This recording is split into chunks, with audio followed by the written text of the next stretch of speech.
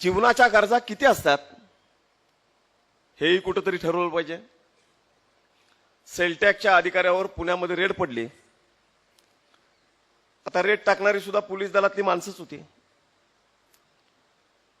त्या घरातल्या बाईंनी विनंती केली, मला बाथरूमला जायचं आहे।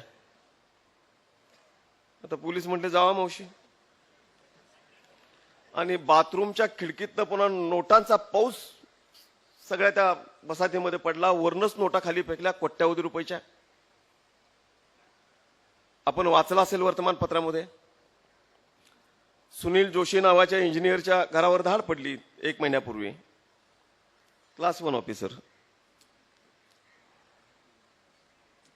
धाड मुंबईच्या पोलिसांनी टाकली आणि त्यासाठी माझ्या कानावर घालण्याची आवश्यकता होती, कारण त्यांच्या ज्युरिडिक्शन मध्ये नव्हतं। म्हटलं जावा, मिळत असेल तर पकडा।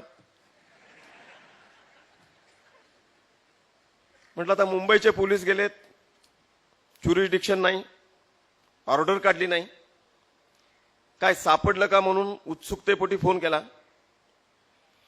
तर म्हटले सर खूप सापडलंय, मोजतोय। म्हटलं सगळं मोजून झालं की मला फोन करा। संध्याकाळपर्यंत फोन आला नाही। दुसऱ्या दिवशी सकाळी फोन केला। म्हटलं स्कोर काय आहे? अधिकारी पण विनोदी होता, म्हटलं काउंटिंग अजून सुरू आहे। अरे म्हटलं 2 दिवसात अमेरिकेच्या राष्ट्राध्यक्षाची मतं मोजून होत आहेत, तुम्हाला एवढं मोजता येत नाही? तर म्हटले काय काय वैशिष्ट्यपूर्ण सापडतंय? म्हटलं काय वैशिष्ट्यपूर्ण आहे? तर म्हटले 2 पेन सापडलेत।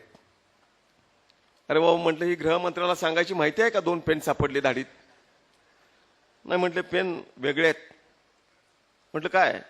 तर या 2 पेनची किंमत 17 लाख रुपये आहे। आता एवढ्या भारी किमतीचा पेन असतो हे त्या दिवशी आयुष्यात मी पहिल्यांदा ऐकलं। म्हटलं आणखी काय आहे? तर म्हटलं त्याच्या घरातल्या संडासाचं भांडं 90,000 रुपयाचं आहे। आणि इतकं मोठं आणि इतकं भारी भांडं घेऊन हा काय तिथंच बसणार होता का?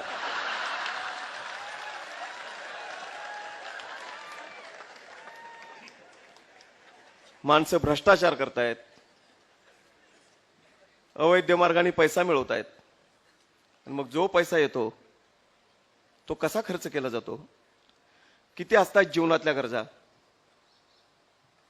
म्हणून जे सिलेक्ट झालेले आहेत तुम्हाला वेळ लावत नाही पोस्टिंग द्यायला, कारण खूप मोठ्या प्रमाणात मागल्याच आठवड्यात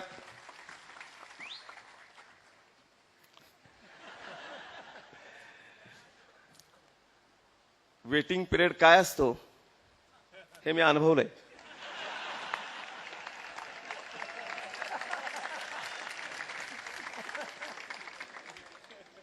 तुम्ही लवकर नोकरीत जाल आणि मी गृहमंत्री आहे, एका गोष्टीवर मात्र मी लक्ष ठेवणार, तुम्हाला लवकर पोस्टिंग, बिन हुंड्याचं लग्न।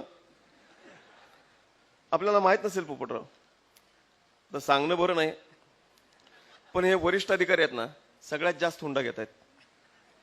काय काय अधिकाऱ्यांनी एमपीएससी फार देत नाहीत पैसे, यूपीएससीला जास्त दर आहे। आयुष्याच्या मिळकती इतके हुंडे घेतलेले आहेत।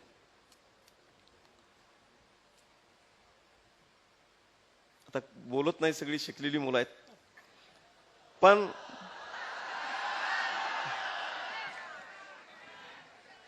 मी तुमच्यावर इतकंच लक्ष ठेवीन, तुमच्यातल्या काही जणांच्या लग्नाला सुद्धा येईन,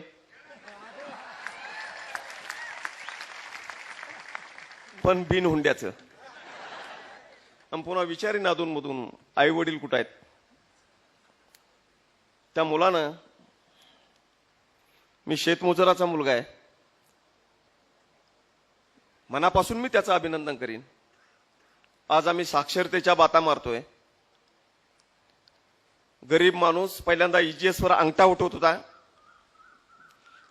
त्याचा पोरगा शिकला, तो साक्षर झाला म्हणून सरकार डंका पिटतं। वडील अंगठा उठवत होता, पोरगा मराठीतनं सही करायला लागला, त्याचाही पोरगा शिकला, तो इंग्रजीतनं सही करायला लागला। अंगठा, मराठीतली सही आणि इंग्रजीतली सही जर पुढचं मास्टर बदलणार नसेल तर सही कुठल्या भाषेत आहे का अंगठा याला काही अर्थ नाही। आज त्या मुलानं मास्टर बदललंय. गरिबी अनुभवलेली असल्यामुळं थोड्या तरी व्यथा आणि वेदना अंतःकरणामध्ये राहतील अशा अपेक्षा मी व्यक्त करतो. दोन्ही मुलं फार चांगली बोलली. आता माझी इतकीच अपेक्षा आहे, PSI झाल्यावर लोकांच्या बरोबर चांगलं बोला. महाराष्ट्राला सगळं मिळालं. डॉक्टर, आपण माझ्याकडे बघू नका. डॉक्टर सत्यपाल, काही चांगले बोलणारे अधिकारी सुद्धा आहेत. आनंदराव पाटील, आज माझ्या समोर तुमच्या सर्कलच्या माध्यमातून जी मुलं बसलेली आहेत त्यातले मी उद्याचे अधिकारी बघतो, उद्याचे प्रशासक बघतो आणि खऱ्या अर्थाने महाराष्ट्राचे सेवक बघतो. UPSCच्या परीक्षेमध्ये आजपर्यंत महाराष्ट्र थोडासा पाठीमागे होता, पण 93 नंतर ट्रेंड बदललाय. शहरी भागाबरोबरच ग्रामीण भागातली मुलं सुद्धा मोठ्या प्रमाणात जात आहेत. गेल्या वर्षी कॉन्स्टेबलला सिलेक्ट झालेली 2 मुलं पुन्हा UPSCला सिलेक्ट झाली. आता मी एक सांगेन,